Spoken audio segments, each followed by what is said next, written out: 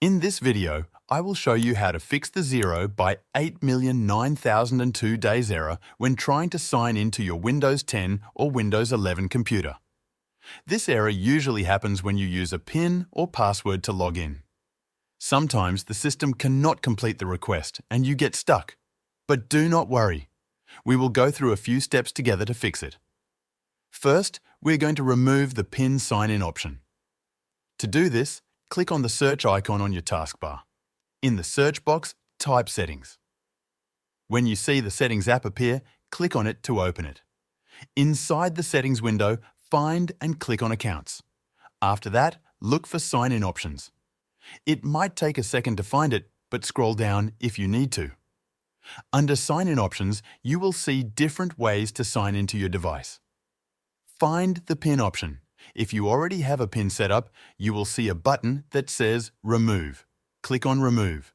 The system will ask you to confirm. Follow the prompts and remove the PIN from your account. Once you remove the PIN, it is important to restart your computer.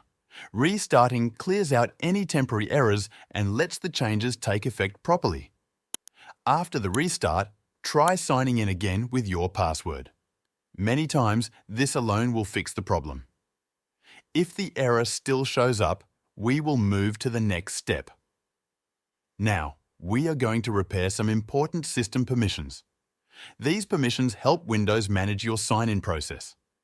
If they get messed up, you can see errors like this one. Click the search icon again.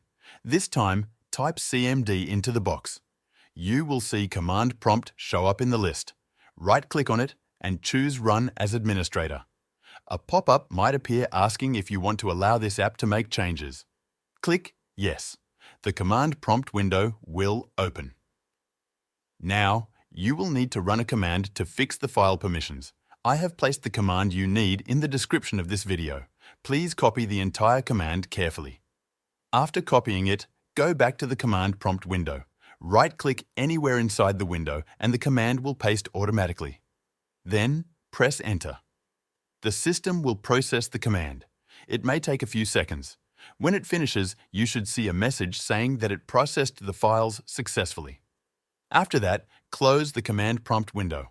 Finally, restart your computer one more time. That is all you have to do. Thanks for watching.